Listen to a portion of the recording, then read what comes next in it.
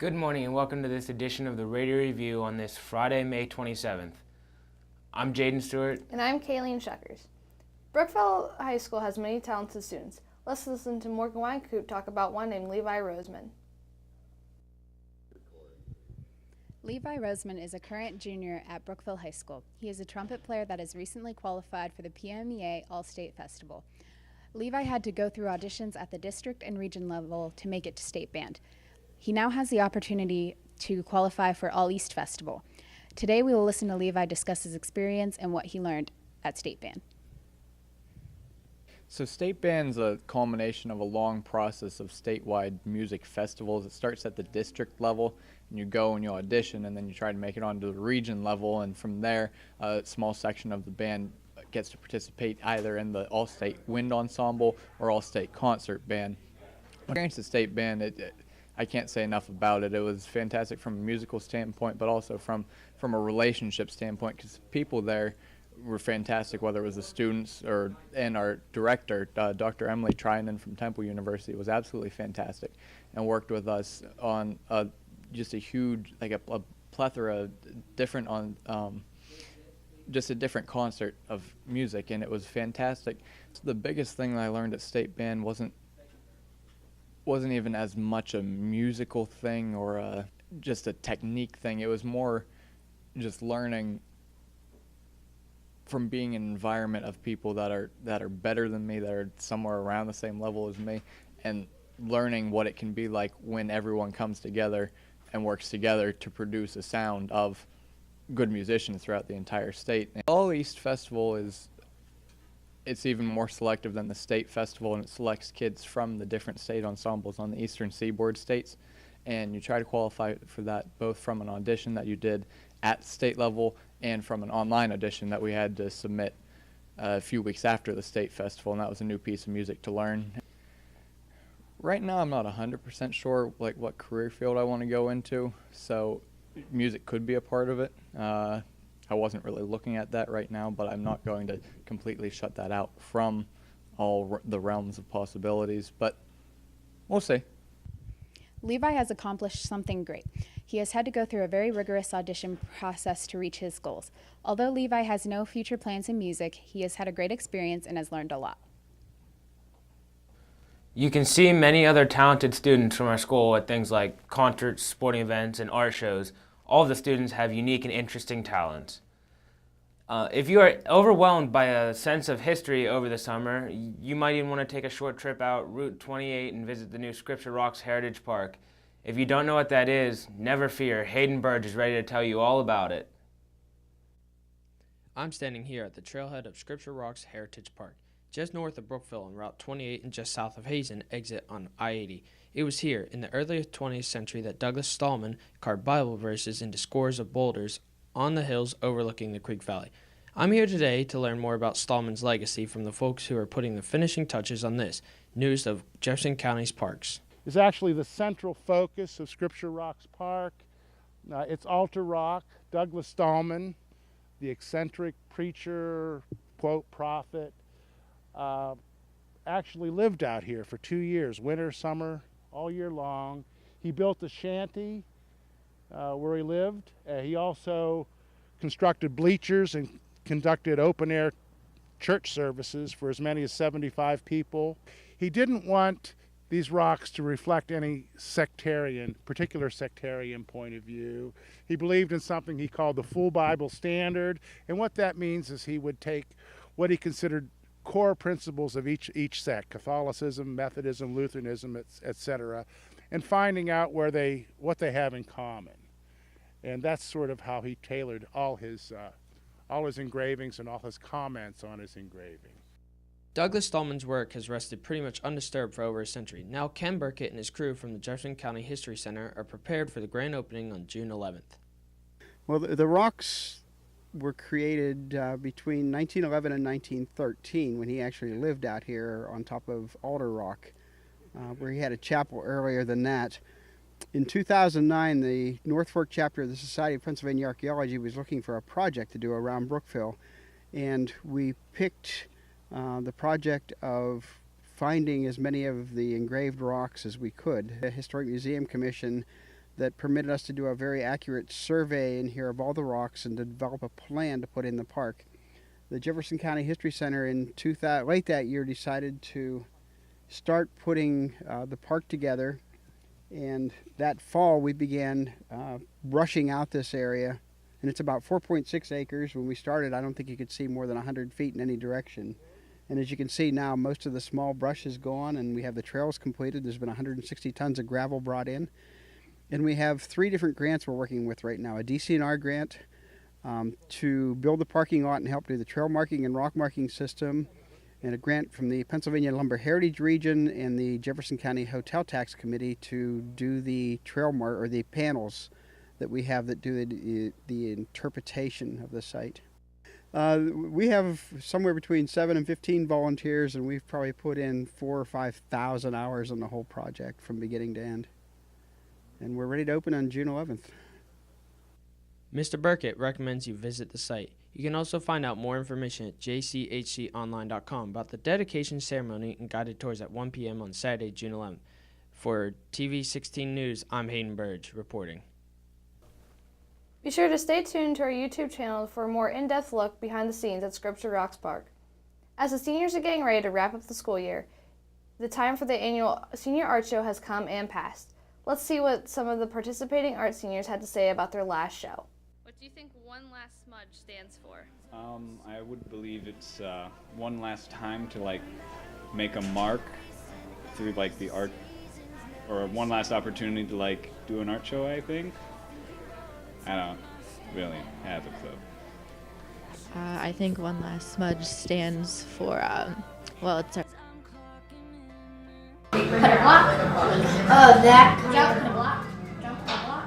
For our last mark on the art room. Being our senior year, we get to influence the younger kids a different way, and One Last Smudge is really showing that this is our last year to make a mark and show kids what to do. It shows that it's our last year, and it's our last thing that we get to actually produce and express ourselves in our high school career. What mediums do you work with? I work with ceramics and non-precious and precious metals doing jewelry making. I work with just about anything except for drawing. I do painting, I do sculpture, I do a lot of stuff. I like drawing with pencils onto paper, preferably. I do not paint, and I also use a digital medium where I have this tablet thing and I can draw right into the computer. And I got a bunch of art programs, and this I mostly do at home. I work with photography because I like to capture what's already out there in the natural world. Oil pastels and charcoals and regular pastels. Why do you choose to work with this particular medium? I like working with my hands mostly. I like getting dirty. Because it's easy. It's what I had available to me, and it's something I enjoy doing. They're easier to use than paint for me. I choose to work with the ceramics because it's a lot like life, where just a small movement can change it completely. And I choose to work with the metals because, unlike life, it's easily controlled, but if you take it too far, you can never go back. What advice would you give to aspiring artists? Work with what you feel comfortable with. You can try new things if you want to, but don't push yourself if someone wants you to do something. Do what you want to do. Keep practicing. Use references. Keep practicing and they'll get better. Paint stuff and draw stuff that you like. The advice I give to an inspiring artist would be that you can't ever let anyone tell you your work's not good. Your work's not good. It's the fact that it hasn't been developed yet, and you can always make it better.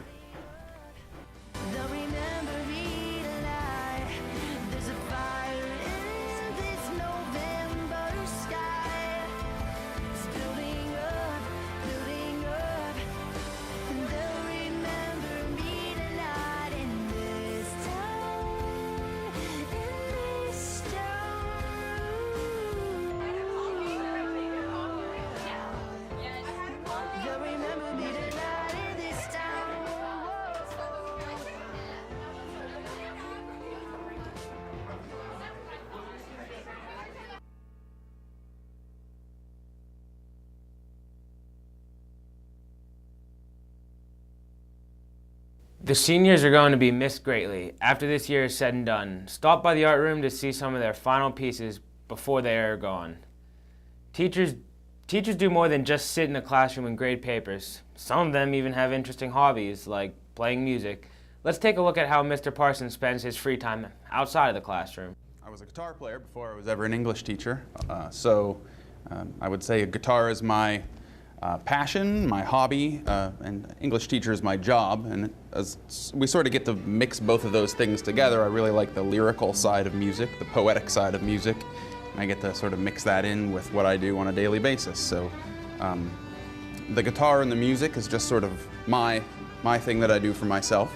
But again, I'm not professionally trained. It's just a hobby type interest that I have there. Well, I first became interested in music when I listened to my father's copy of Pet Sounds by the Beach Boys, and he also had a few Willie Nelson records and some Kenny Rogers records. So I would sit and listen to those until I knew them inside and out. And as I was a younger kid, I grew up in a church, and there was a fella there who played guitar. He had a big bushy beard and played the acoustic guitar, and I'll never forget, his name was Bill.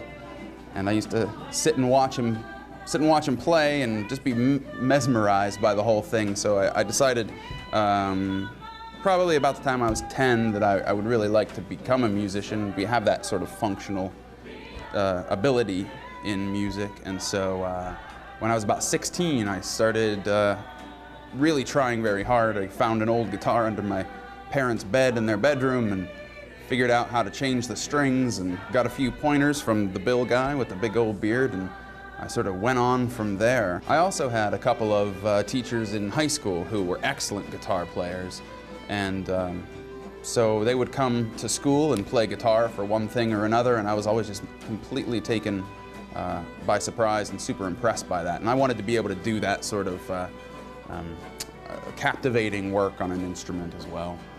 My advice for someone that wants to take up an instrument is generally to practice, and not to get frustrated when it doesn't sound right the first time.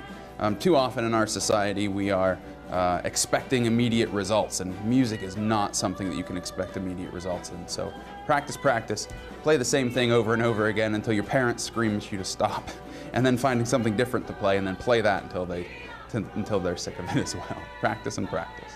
Tiny Desk Concert is through National Public Radio, and they have a studio in Washington, D.C., and as a part of one of their radio shows, All Songs Considered, they do a Tiny Desk Concert where they bring a band and they stick them behind a desk and they just record a sort of laid-back, intimate, acoustic-style set. And so they have this contest. They did it last year, and they're doing it again this year, where you can just submit a video of you playing behind a desk, and if they like it, you get to go play behind their desk. And that's really all there is to it. There's no cash prizes and there's no superstardom attached. It's just a little bit of recognition from a national radio source. It's actually pretty good for a person that's been in music for as long as I have, so it's not a level I've gotten to quite yet, so we'll see.